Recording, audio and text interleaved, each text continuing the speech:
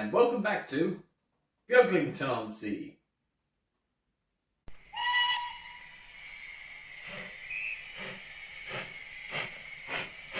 Yes, hello and welcome back to Beaglington-On-Sea, and a warm welcome to all of you, and especially to my new subscribers, because, a few weeks ago, or months ago now, I was celebrating 100 subscribers, and I look today, I'm on 142, so welcome to all of you new subscribers, and welcome back to my returning viewers.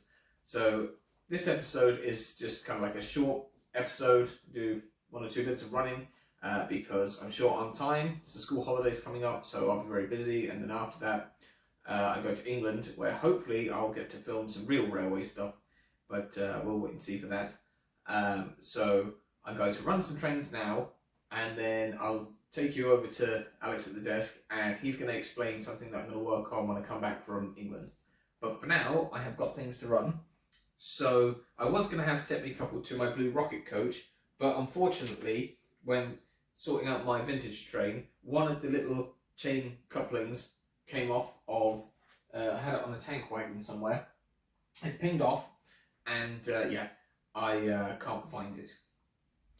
So that's a bit annoying, so I can't couple that into the train at the moment, but I do have him coupled to a 3-link coupled wagon, and an LBSC brake van.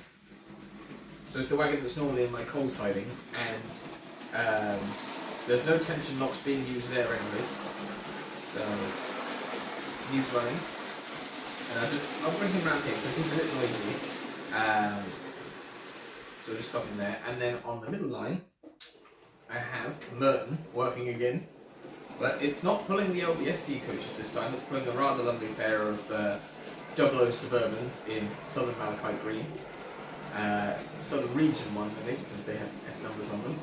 So that's going to be pulling that, and then on the outside line I have my E4 from Bachmann, which is pulling the LBSC coaches, and you may see in the film that it's got a few bumps, as it were. The coal rails are damaged because it took a tumble off the layout a couple of months ago, but it's all still working, so it's fine. So you get to see that, and I'll get Stepney going again. So we'll get some nice footage of those running, and then we'll move on to the next segment, I suppose.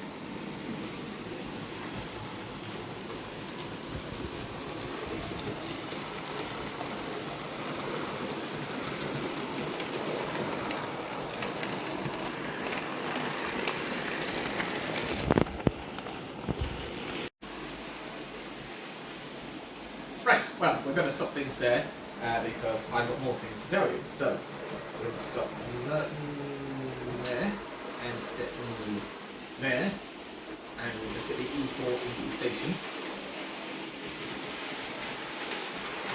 Yep. Right, yes, so after I come back from England, I'm going to do some more layout work. There's not much I can do on here at the moment because, you know, I'm still waiting to figure out what I'm doing with getting a lighthouse or whatever. And Project Auburn is getting there, but I have to decide on a few other bits that I want to do for that. And I was going to build another bit going that way, but it's just becoming a bit complicated to do that at the moment. But I did plan to build a 009 layout because I had some bits that I've collected over the years, but getting track has been a bit difficult as well. So what I have is this, which is a Brennan's bread board. I don't know if you can see on one end, or both ends, you can see faintly it says Brennan's. Basically, that it's a board used for delivering bread. And I've seen it at work, and I was like, oh, well, you know, it's been in the shed for years. It'd make a good baseboard, and I could get some timber underneath or whatever to support it so it's not quite so soft in the middle. And that's why I was going to build a 009 layout on. And I did have an oval, but I thought that would be a bit boring because I wanted something with points. So then I remembered that I had built N-gauge layouts in the past, and I had some stuff left over. So I'm going to hand you over to Alex at the desk, who's going to talk you through some of the idea that I have. Yes, hello and welcome to the desk, Alex here, and here to talk to you a bit more about my N-gauge plans.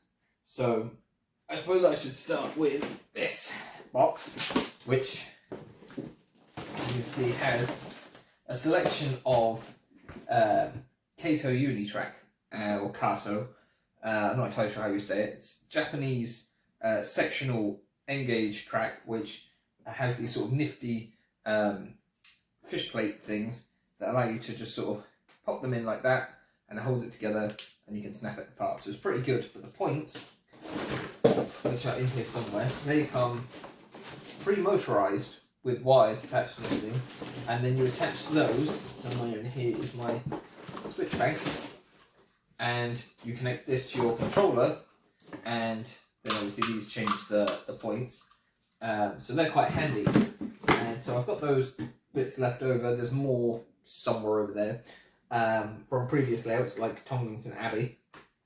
And so I plan on using this to create an oval with maybe like a siding with two sidings on the inside on one side, and then another siding for like a goods shed and about like a brewery or a factory on the other ones, and then an engine shed on the outside just for some operational interest. There'll be no passing loop, but I can operate it as just one engine in steam or one diesel, or I can't really do two. I could have like a shunting engine or whatever.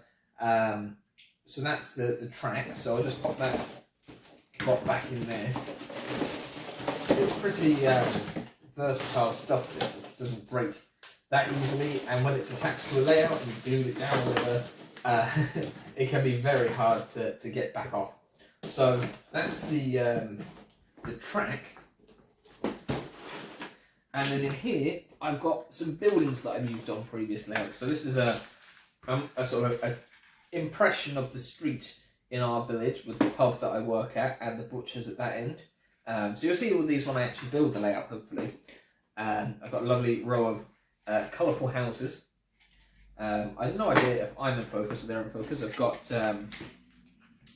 what is it? Water Tower.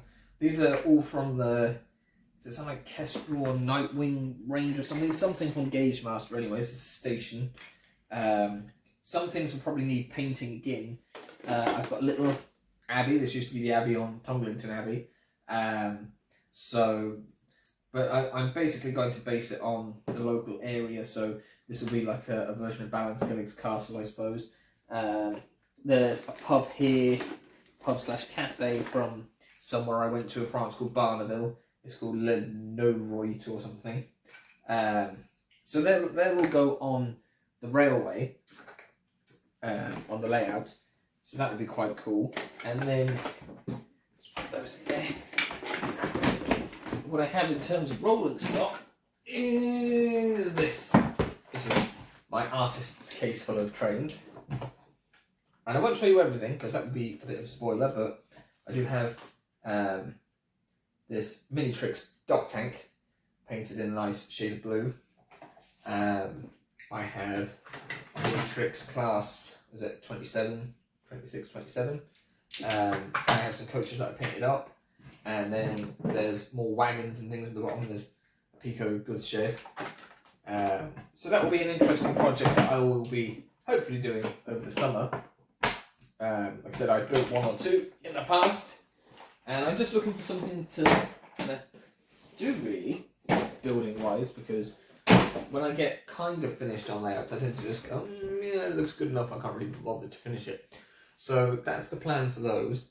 I've still got an episode of Project Allwood to do where I paint this up. This is a Sam's Trains, I think it's like an SDJR road van, or it's one of those vans that he's done, but it's got the modern screw-on chassis, so I really need to pull my finger out and get that painted. And then I have another series that I'm working on as well that's sort of outside of model railways, and one or two other projects in the works as well. So that's just a brief summary of what I plan to do when I get back from England, but we'll see how the holiday goes and what changes. So I suppose I'll hand over to Alex now, who will be running some other trains, I guess. Right, thank you, Alex. Yes, those are my plans for my Engage project. But I'll do a proper series about that when I get back from England, and it's a shame about my Class 20. So I've been having a couple of issues with my Lima Class 20, and I popped the body off to see if I could figure out what was wrong, and I pretty much found out what was wrong. It's this.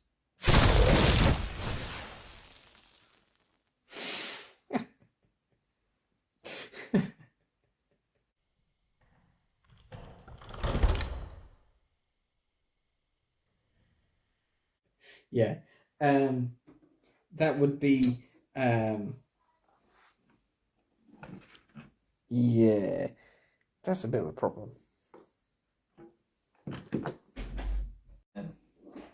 Yeah, I'm going to see if I can fix that, but it's not looking good because the chassis is riddled with rot. I suppose that's Mazak impurity. So instead I've got D261, the class is at 40, in BR green, and that's on the Clarestri coaches that I was going to run the class 20 with. I love these coaches, I just wish I had the blue B12 I had originally to go with them. But yeah, they're fantastic coaches, and I'd like to get more middle ones, they train really long. And then on the inside line, I've got William Mansfield & Co., which I got in my stocking, which is a 0F from Hornby, and that's pulling a sort of mixed LMS NE van train. But I'm going to attempt to run the Andrew Barclay, Little Barford, and an EWS train out of the siding at the front. Oh no, something is already off. It was fine when it was shunted into the siding the other day.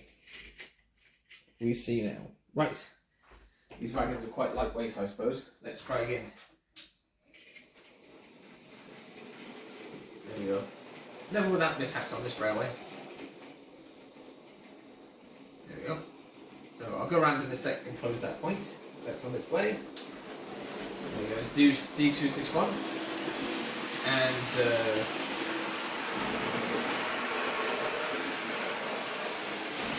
there's bloody man steel up in this way anyway. A little bit noisy, as usual. Let me just close this point.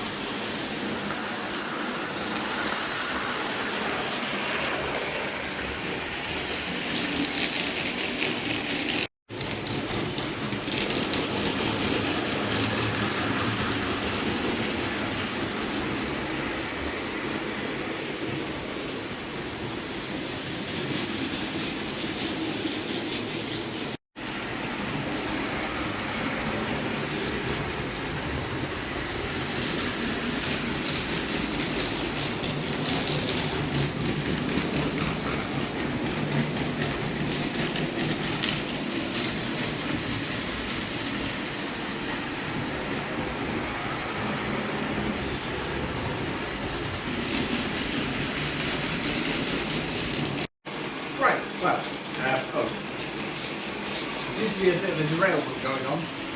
Ah! Jesus, that was close. Yeah.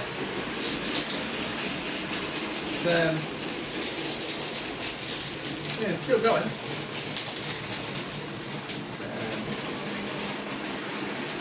William Mansfield just doesn't care.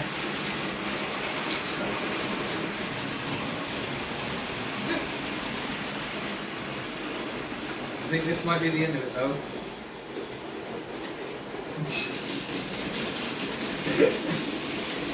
Oh no. We now have 4 wagons off the track and still going. This is really quite impressive. Whoa. Oh no. Oh no. The train is broken in 2. No. Oh no, it's still going. With a slight nudge from D261. No, it's crashing to the end of his own train. Well, at least the passengers have made it to the station more or less in one piece. Bit of a bone shaker there. Right, yes. Anyways, interesting end to the episode. But yeah, that's all I've got time for today. Thank you very much for tuning in and continuing to watch. Thank you very much to all of the new subscribers and my returning ones and all the usual people who comment. You know who you are. So yes, I will be back in a couple of weeks' time, probably after this video. And hopefully the weather will be better and I'll get some nice footage of some trains running with more ambient sunlight coming in instead of this dreary gloom and having to use the light and everything. So yeah, it's a shame really that it's going to be such a big break, but like I said, I've got things planned. So onwards to the summer and, well, the spring. It'd be nice if the spring would start. So yes, thank you very much for watching. I've been Alex, you've been a wonderful audience, and I'll see you next time. Oh, and also there's the subscribe bubble and the playlist thing, which I always mention at the end, and this has become like routine now. Still have to think of it at the end. Yeah, so anyways, thanks again everyone, and see you next time.